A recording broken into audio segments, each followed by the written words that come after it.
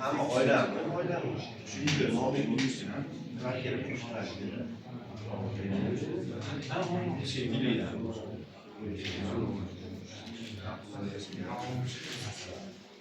Buna bo'lmasiz.